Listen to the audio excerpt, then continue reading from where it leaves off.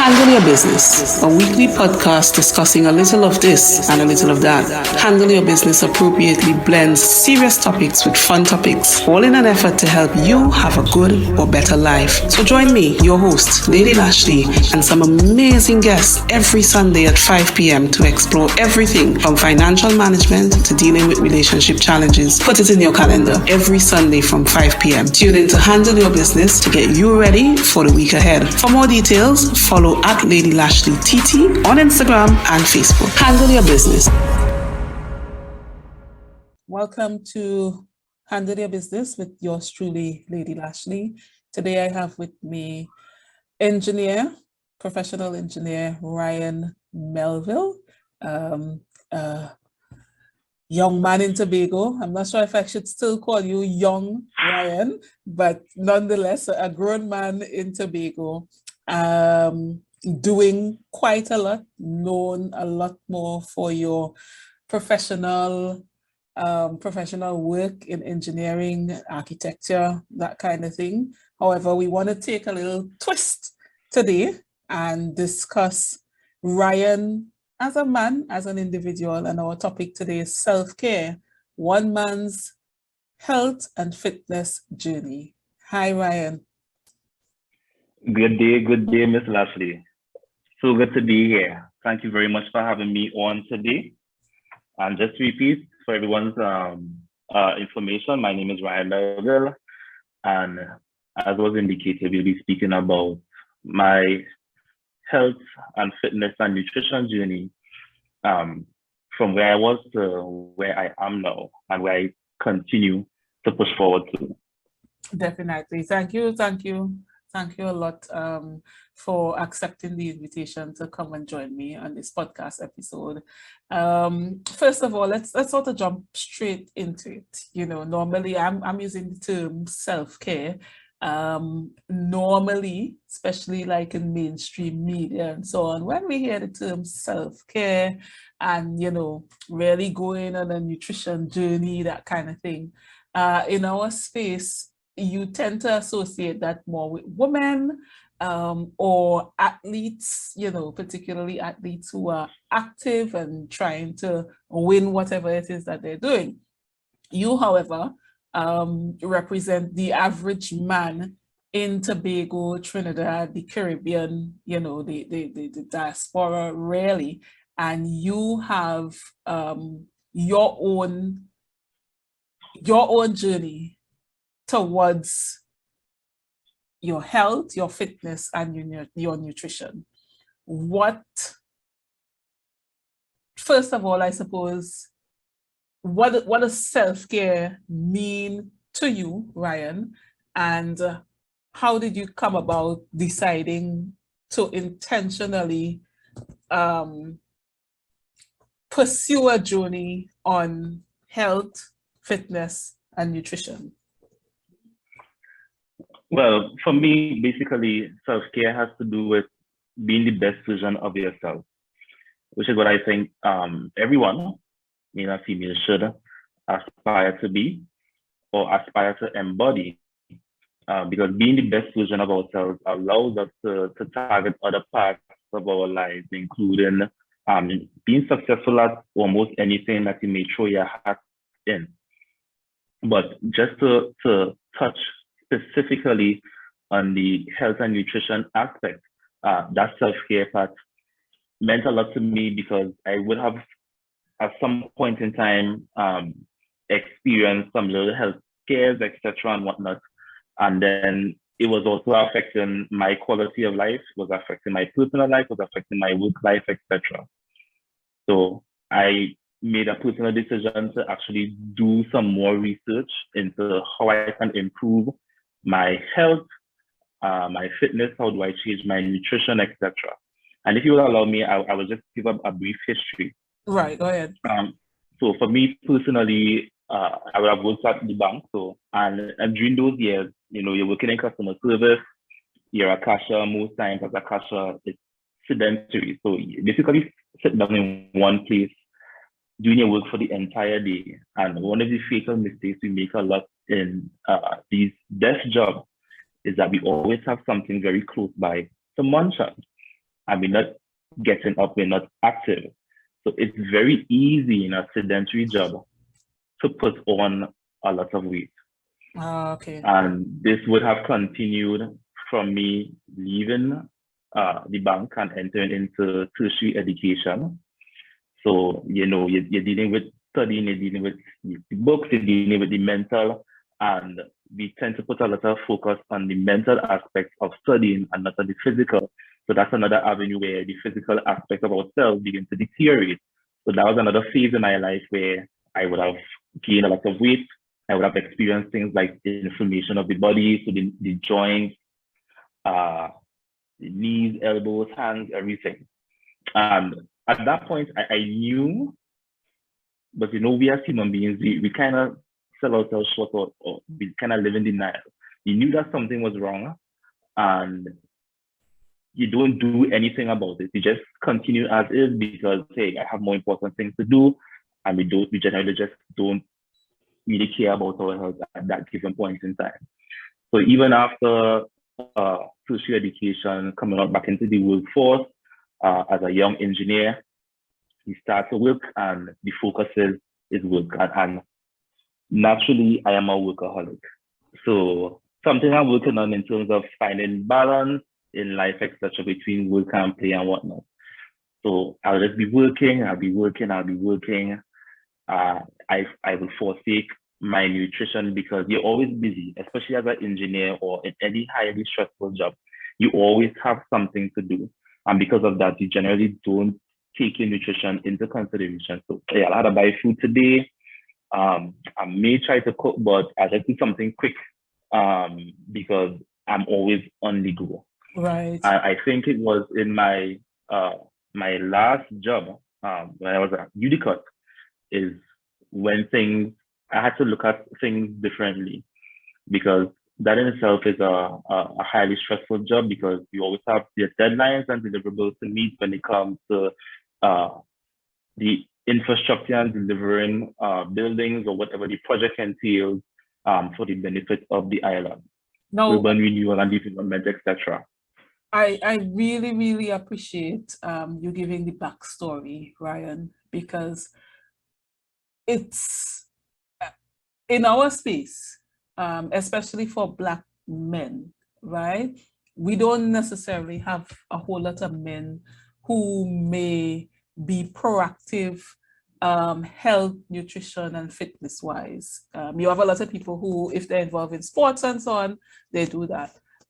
But you may have men who are particularly busy. Like how you say, you're a professional engineer, you had the whole career going. Even before you got into that, you had your desk job where basically, as you said, you're sedentary.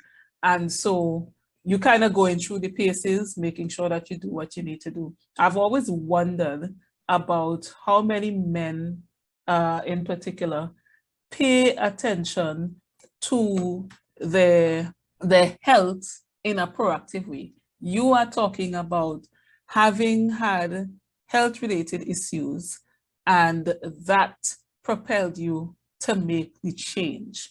Before we get into the type of change that you've made, in your own network, have you come across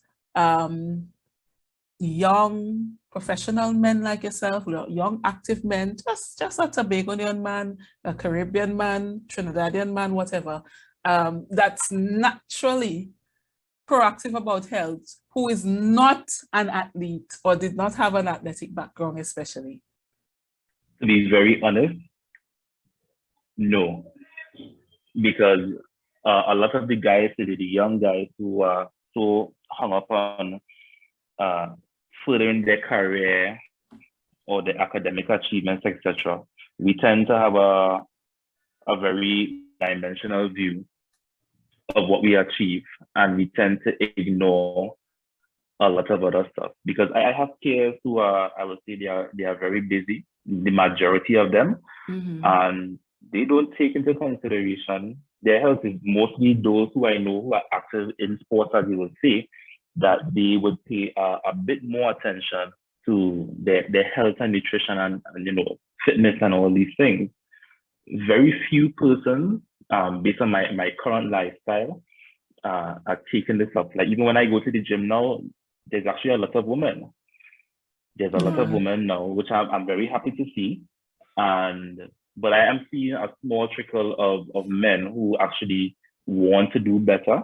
And these are men who are married, etc. So they have children, and it's like, you know what, I need to be able to keep up as I get older. So there are changes that I'm required to make, and I was like, that's really good. But generally, based on my observation within the environment of Tobago, no. Most men, we're so busy that we have a one-dimensional view.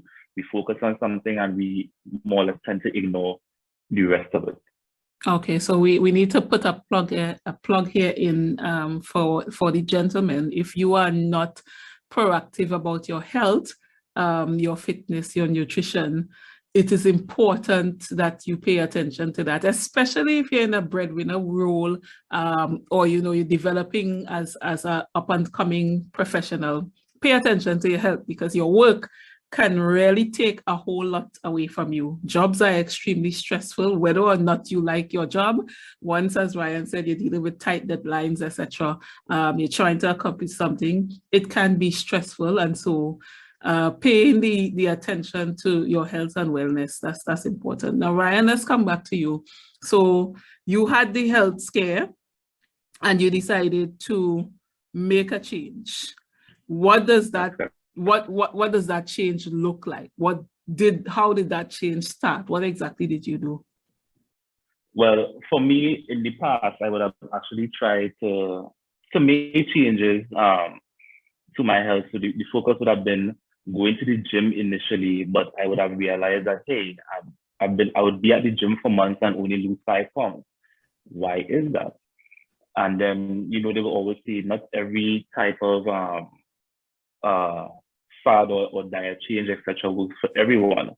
So I was at the point where I would come home from work and I would be extremely tired. And I said I'm a workaholic, so sometimes I'd bring work at home to try and work on it, but it was just beyond me of how tired I was always feeling. And I was just tired of being tired. So what I decided to do is to actually spend some time and do some research into understanding your body and finding some sort of diet or nutritional change that is going to assist you in achieving your goals. So I would have spent maybe a month and a half actually doing any research before I actually decided to jump into it. So for me, what I found through my research was there's this thing called the Ketogenic Diet. And I would have looked at the pros and the cons and some of the other things that you would have to integrate for it to work. So this diet, or a less demanding version of it, is just basically called a low carb diet or low carbohydrate diet. It entails reducing your carbohydrate intake because of how carbohydrates affect your body, including insulin and all these things, which I wouldn't get too technical about. But basically, by reducing your carbohydrate intake and getting into something called a ketogenic state, your body now shifts its primary energy source from carbohydrates to fat. So your body starts to feed on your fat. And as long as you have that level of discipline, you can get results very fast. I think for some persons, it may not have worked because they would have done it, and then when they stopped, they would have gained back the weight, or they would have gained more weight. But as I said, via research, I realized what was the key to maintaining, even if after you decided to stop, which is basically raising your metabolism to a point where you could basically eat almost anything without gaining weight, but you will still obviously try to eat healthy. So I started that journey in August 2019, the first Monday in August 2019. And I can tell you by the end of October, I had lost 35 pounds. I started off at 195 pounds. I did the diet with the utmost discipline. So even when I go out to Lime and hang out to little get-togethers and whatnot, I would be careful of what I eat. And what I would have integrated through talking to other persons who would have been doing the same type of nutritional change, which is that, as I said, reducing the carbohydrate, eating more cruciferous vegetables and leafy green vegetables and your meat, that you'll be able to lose the weight. Talking to other persons, they said, hey, there's another aspect that you would have to integrate. And I said, sure, what is it? And they said, intermittent fasting. So now I went back to doing my research for a couple of weeks on the intermittent fasting and the benefits and what it does. And it's likened to when it is a dog or a wolf, when they are injured. If you realize a lot of those animals, they don't eat when they are injured. It allows them to actually heal better because their body now focuses on healing as opposed to having to process food all the time, especially when we eat a lot during the day, especially with a lot of snacking in between. So what the intermittent fasting does, it allows your body to use up all the calories, and it also assists in getting you into that ketogenic state where your body starts to feed on your fat. Now, some persons will say it might be hard for them to do intermittent fasting, but I would tell them, I said, the beginner stage is 16 hours. And if it is that you are getting sufficient sleep, the 8-hour sleep, you're already halfway there. Because during your sleeping hours also count. Because during when you're sleeping, that's when your body is actually supposed to be working to heal itself, instead of having to digest food if you decide to have a late meal before you go in your bed. So the intermittent fasting intertwined with the low carbohydrate diet allowed me to lose that 35 pounds within 3 months. But the really good thing about the intermittent fasting is that it helps to increase in metabolism ridiculously. So at some point in time, as I said, by October month, and I had lost weight. I had given away all my clothes. I did a weekend trip to Miami. I had a whole new wardrobe, everything size smaller. Wow. And December, I actually took a break, it was Christmas time, etc. I eaten everything that passed. It don't matter what it is. And would you believe that December turned into January and January turned into February? I wasn't doing any intermittent fasting, etc. But because my metabolism was so high, I only gained 10 pounds. And that 10 pounds is mostly water weight. Because once you eat a lot of carbohydrates or carbohydrate-dense foods, your body tends to retain a lot of water. 2 days of intermittent fasting, and out of that 10 pounds, about 7 pounds was gone already. Water weight, so it's not fat, it's water weight. Really and truly, I didn't gain any fat during that period, that 3-month period where I decided I was going to eat everything that fast, and I wasn't doing any intermittent fasting. So that was the beauty of it. Yeah, that sounds very, very interesting. You did your research. Basically, you did some research around physiology. You settled upon the ketogenic diet, which is a low carb diet, based on your own personal health needs and so on. And you also incorporated the intermittent fasting. Other than your own research, did you work with like a registered dietitian? Did you do your health checks specifically before starting, or you took the decision to do this based on all of the research that you had done on your own? Right. So the health check aspect, I would have done that, just to ensure that everything is everything with respect to my health. In terms of working alongside with a dietitian or nutritionist, no.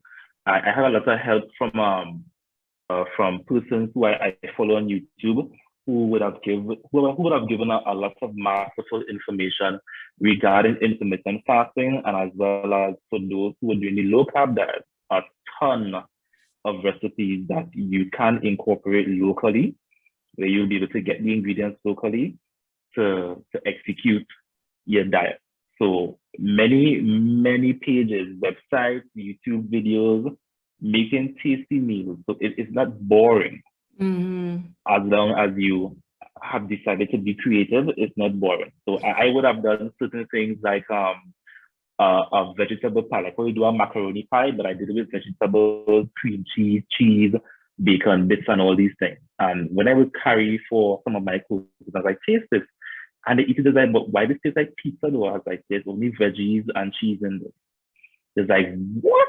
So I actually started making and carrying for some people because they enjoyed it so much. Right. And that's a big thing, because for us, a lot of us, especially Black people and Caribbean people, we are big on taste.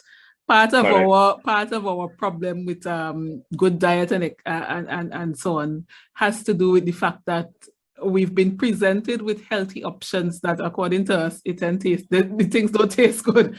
So that's a setback. But this is very interesting, because the reality is a lot of people complain that when they are presented with healthy options for eating, particularly from some people who perhaps study this area, they are given things that they can't find, normally around. And you are talking about using incorporating local food. So let's talk about some of the examples, I suppose, of the types of vegetables and so on. You say make a pie, a vegetable pie. What exactly you put in the pie? Right. So especially when it is you're doing a low carb diet, some persons think that by just eating, I'm eating a salad, that this is going to help me lose weight. But the quality of the food plays a very important part.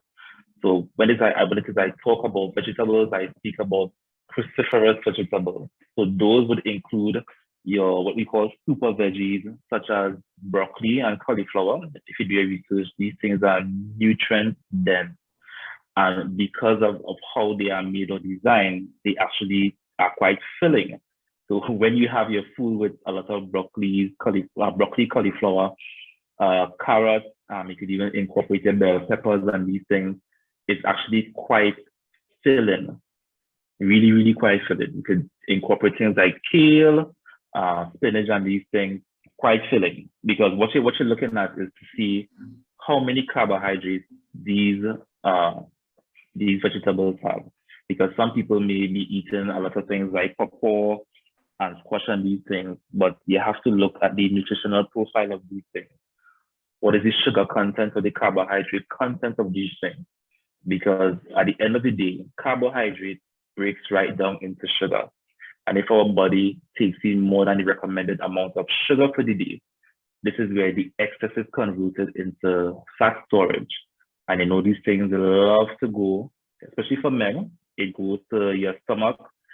And then if you're not careful, a lot of the foods that we eat are highly estrogenic, which is why you would have men having man boobs and all these things. So for women, it will also go to the stomach, it will go to the arms, it will go to the legs, etc., where fat is stored. So the type of vegetables that we take in is very important. I always recommend off the bat broccoli and cauliflower, because they are labeled as super veggies. You definitely taught me one thing there. Apart from me raising an eye at broccoli, I don't know, I can't remember where I read or if it was a video or something that I looked at where they spoke about broccoli not being an authentic produce. I can't remember. I can't remember where I read it. Something about it. Broccoli was designed, one of the best inventions that we ever had. Right. No, I love broccoli, but I remember when I read it, I think somebody was throwing shade on broccoli, but that's as an aside. I actually love broccoli. Kale, I don't know. I have to look to see, where you get that, because that is not something that I see often. Don't judge me. Perhaps it's where I buy stuff that it's just not there, right? That's not something that I see often. But my interest in kale has more to do with just having a kale smoothie, I suppose, because that's what I was introduced to. But what you taught me today, and which I will have to go and look up and research and maybe have a conversation on later, is this estrogenic type of food that you talk about, which facilitates what we know as man boobs. This is particularly fascinating to me because man boobs that's quite common in our space. What are some of those foods? Well, for the men, I will start off with the men. We love, us men in general, we love to drink. This is a Caribbean thing. We love to drink beer. The hops that we have in the beer are highly estrogenic, which is why they will say, oh, well, men get in the beer belly, etc. and whatnot. But it's highly estrogenic. Also, one of the things that we have to look at, and it's something I would have stopped drinking a while back, but it's when I was actually pursuing my master's some years back, where one of my lecturers was talking about it. He was like, milk, he's like, cow's milk. He's like, do you all know that we shouldn't be drinking that? And everybody in the class was confused. He said, think about it. Cow's milk is designed specifically for carbs, just as how human breast milk is designed specifically for human babies. Correct. So the type of hormones that we find in these substances, they more or less disrupt what takes place in our body. So we end up opening ourselves to all sorts of ailments, etc. and whatnot. Because if you realize, the big thing today is gluten-free. This is gluten-free, that is gluten-free. Why? If it is that the quality of wheat and flour, etc., that we had over 100 years ago, basically played no part in terms of us having some sort of intolerance. But now you realize that we have it is because there have been a lot of changes from an evolutionary standpoint within our human body as to what we can intake and what we can't, ingest. Because there are so many things that are affecting us because our food has changed. You hear about GMO, genetically modified. So many of our foods have been genetically modified and it affects us. They have been genetically modified to resist strains of pests and whatnot. But what are they doing to our bodies? So we have to be very careful. A lot of this stuff are processed. I've reached the point where if I go into the supermarket and I pick up something, I read the entire label. I check the ingredients to see what exactly they have in this item. And when you look at these packaged and processed items, it's basically like a chemistry formula with some of these things that you're seeing. And one thing that we have to be very aware about, which assists in fat storage, and all these things, is that most of these ingredients are preserved using corn syrup or something similar in nature. So there are many different names for corn syrup that they put into these foods. Just check most of the things that you pick up at the supermarket and you'll see some version of corn syrup. It's very easy to make, which is why they put it in everything. And that is so highly concentrated form of sugar. It wreaks havoc on your body. Pure havoc.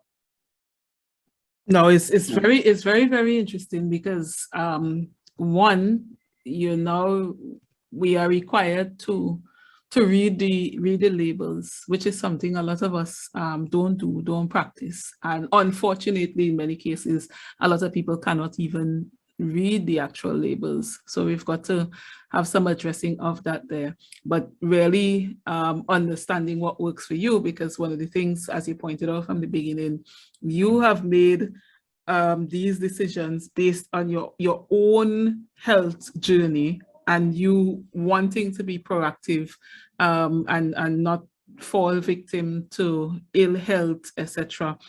I am kind of wondering, because I just Googled pretty quickly some of these estrogen foods, and a lot of those things are the everyday things that we put in our diet, we put on our plates daily. So I suppose even mothers of grown boy children, I suppose that they're feeding still, wives, etc., would need to pay attention to some of these things, particularly when you have to cook for the men around you. Yeah, have you had any conversation with women, whether or not it's the women close to you or women who are partners of your male friends, etc., with respect to having a perspective on this cooking and preparation of the types of food and so on? Yes, I have these conversations all the time because when it is, I had lost all the weight, and I was more or less low-key during that period. And mind you, when I was on the journey to lose the weight, I had zero exercising done, zero activity. It was purely from a nutritional aspect is where I had lost the weight. And when persons saw me or truly recognized me for the first time after those 3 months, there was a lot of jaws dropping and persons just wondering, some persons will ask, this is Tobago, this is the space of Tobago, you're sick? Mm-hmm. I was like, no. I said, I just made some nutritional changes to get the desired outcome as I want. Because one of the first things to go was the joint pain, the inflammation from when it says I eat a lot of flour-based products and all these things. That was the first thing to go. So a lot of persons would come up to me and they would ask me, what you're doing, can you assist me? And that still rings true today, to the point where I was actually successful in assisting 2 young ladies in being able to lose weight. One of them actually did a photo shoot for her birthday because she was so proud of herself with the strides that she made then and that she continues to do now. Nice. To ensure that she ups her nutrition and she just has a general care and well-being for her health. But I get that all the time, even at my current job, when I will walk in to one of the offices that's mainly female, and I'll be having conversations, and somebody will walk up to me and say, you look so fit. What is the secret? I'd be like, sure, we could have a conversation about nutrition and all these things. So it's something I do more or less on a weekly basis. I'm always having a conversation with somebody regarding nutrition and how best they could improve their nutrition. It actually has reached a point where one of my goals to accomplish between this year and next year is to be a certified nutritionist. Because at the gym that I go to, we have the fitness trainers, etc. But we don't have anybody to really speak to those in the gym about working on the nutrition, because you would have heard the term 80% nutrition, 20% exercise. And there's a reason for that, because once you're able to fix the nutrition, the fitness aspect actually becomes much easier. Because after I had lost my weight and I decided, hey, let me start to, incorporate some exercise. I started to jog and I realized I could naturally jog for a longer period. Metabolism there. That's correct. Further distances without having to complain about a side stitch or something like that. And then the infamous hill at French Fort, where in the past I was probably very close to dying when you're trying to do the hill. But doing the hill now is a breeze without even having to try. Wow, that's really good to hear. Now, one of the things, and my gosh, we've run out of time. One of the things that I tend to associate with nutritional changes and improving diet is cost factors. How did it look on your pocket when you decided to make the changes? Because the low carb diet that you're talking about, even for people who may not have the same health profile as you, many of us actually get the advice to reduce a lot of the carbohydrates that we take in, that we consume. We are heavy on carbohydrates in this region. Part of it has to do with economics and what standard of living we can actually maintain based on the income that we have available to us. And unfortunately, it's very easy to buy a lot of rice, a lot of pasta, a lot of flour to make dumpling and so on. Even some of the provision is, the high carbohydrates as well. So how did it look cost-wise, making the adjustment specifically as it relates to local content, local items to be incorporated in your diet? So that you're correct. So that was one aspect that I actually did look at, because the way how I would have structured my diet, I would have done my meal prep in advance.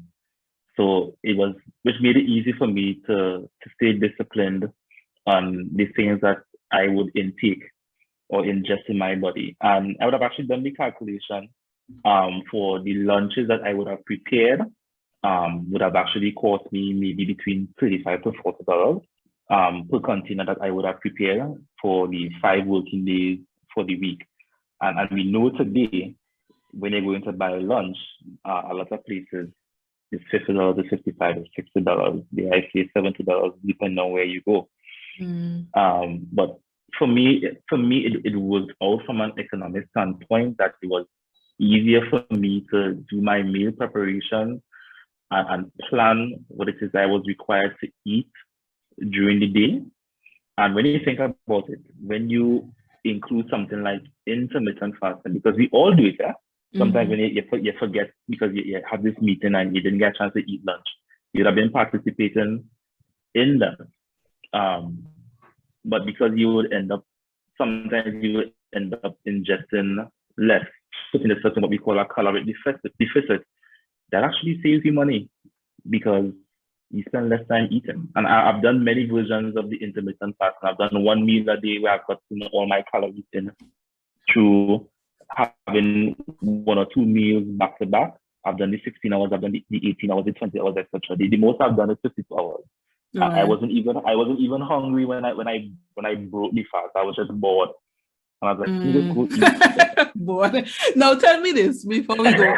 when you started, when you make a change to your body, what you eat or so, something happens. There's some sort of side effect. What did your side effects feel like? Like did you get headaches? Were you gaseous?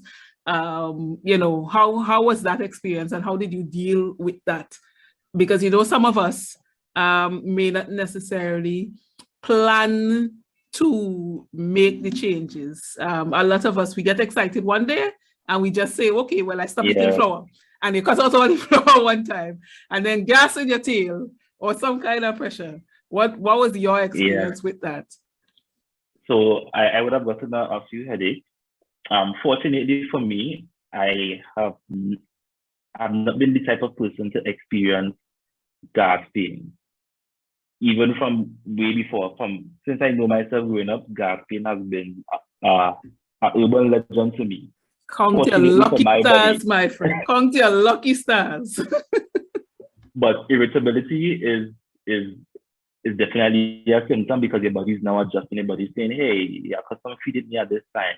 What's taking place? Or why am I not getting the type of food I'm accustomed eating? Why are you doing this to me?" So it takes a couple of weeks for your body to adjust, but once it adjusts, you get something called clarity. All the brain fog that you would have gotten, you have clarity of mind. You kind of see things differently, even your cognitive ability kind of improve, and it's a really good feeling. You shed off the water weight, and that's when your body kicks in and it starts to feed off your fat. Right. For me now. No, when you said the clarity, my younger brother, I remember he sometimes gets into things and goes in hard. And he had at one point made some dietary changes and as well as fasting. And that's one of the things that I remember him highlighting. Like he had the energy one, as you talk about the increased metabolism, but like clear thoughts and so on. So I was just kind of thinking as you said that, just reflecting on that. Yes, and I would say this, however, also at the current stage that I am at right now, with respect to my fitness journey, because the lowest I would have been is I went down to as low as 150 pounds. And then from January 2022, I decided I needed a new challenge because I was able to maintain and keep the weight off for 2 years. So this new challenge is to actually bulk up in terms of defining your body, getting muscles, etc. So with that, you have to bulk up. You have to start eating a lot, which means that I'm actually eating a lot of carbohydrates. But mind you, the weight that I'm putting on is actually muscle and not fat because I'm currently at 175 pounds, up from 150. Right. And the way how I look compared to how I was at 175 pounds over 2 years ago is two different things. I had a stomach, you couldn't see my neck, I had man boobs, etc. But now it's mainly muscle, it's pecs, it's abs, It's just muscular definition. So Right. I'm currently bulking at the moment, but even though I'm eating carbohydrates, I'm eating what we call complex carbohydrates. So none of the processed foods that you may see that you might go and buy on the streets, etc. I eat a Okay. lot of oats. And these, these dense, complex carbohydrates. Those are the things that fit into my diet, brown rice and all these kind of things. And as I said, it has allowed me to bulk up without putting on much fat. Because when I reach the end goal of bulking, that's when I will shred up. You can actually see the full definition of the body.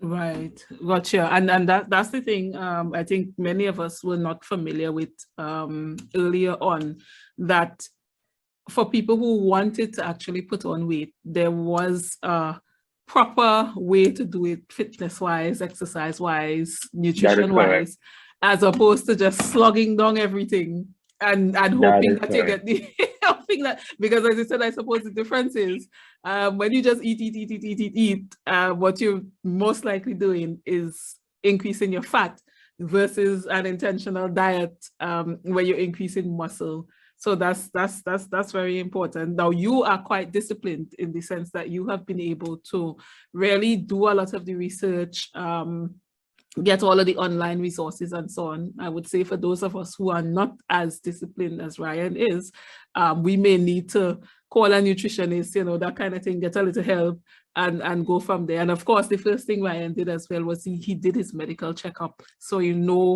the status of your body. You get a status report on your body, your health, what your fitness looks like, and then you go from there.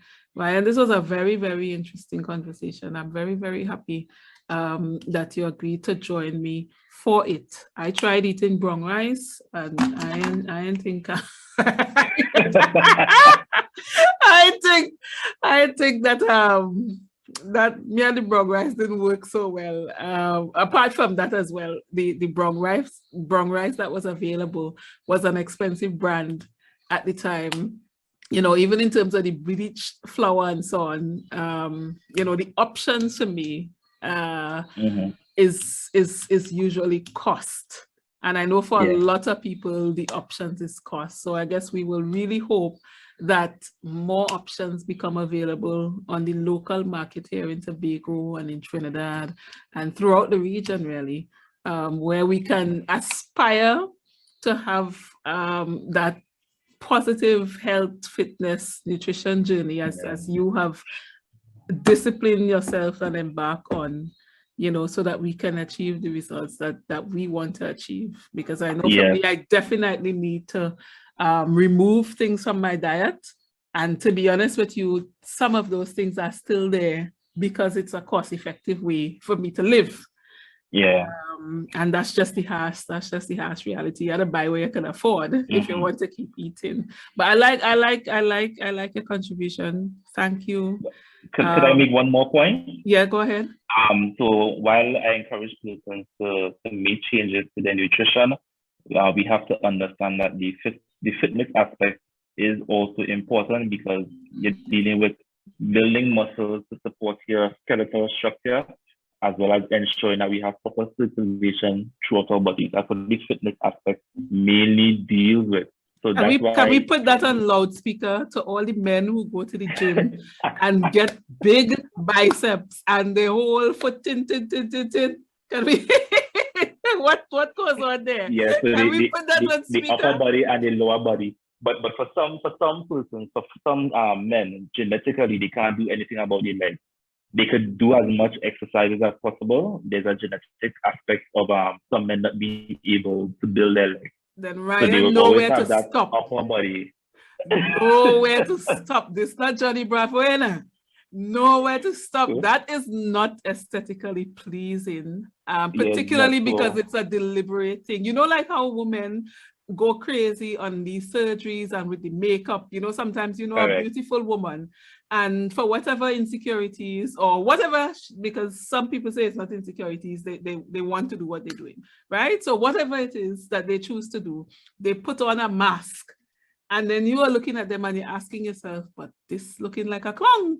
This what you're seeing looking like a clown. It's the same thing with the men who go to the gym. If your legs can't get any bigger, proportion your body size. That is so correct. That your that whole top not big and broad and heavy, and then the whole bottom look like you're gonna fall down. You are 100% correct. That is what is required. You have to be proportional in what you do. So you can't get bigger than a certain size as much as you may want to, because the legs have to match.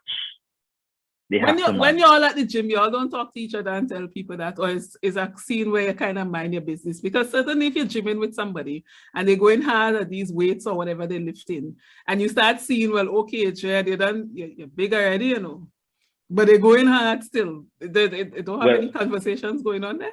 But the gym that I go to, we have the trainers. So the trainers will have an in-depth conversation. And they guide you. And they will guide you. So shout out to Downtown Fitness 868.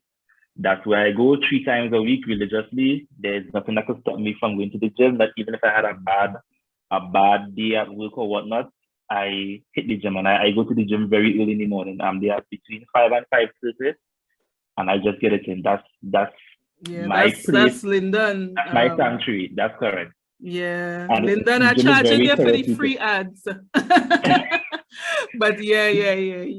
I'm really proud of just looking at his journey as an external person to him, because I'm not very, very close to Lyndon, but just as an external person, him saying that he was going to get into this and sticking to it, particularly through very hard times. And now you are here boasting and celebrating the positive experience that you've had. So that's a good thing.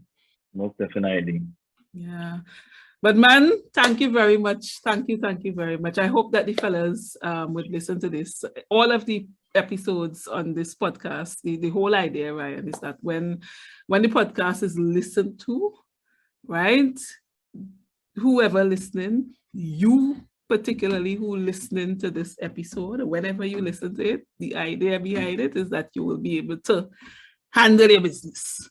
Handle Your Business, a weekly podcast discussing a little of this and a little of that. Handle Your Business appropriately blends serious topics with fun topics, all in an effort to help you have a good or better life. So join me, your host, Lady Lashley, and some amazing guests every Sunday at 5 p.m. to explore everything from financial management to dealing with relationship challenges. Put it in your calendar every Sunday from 5 p.m. Tune in to Handle Your Business to get you ready for the week ahead. For more details, follow at Lady Lashley TT on Instagram and Facebook. Handle Your Business.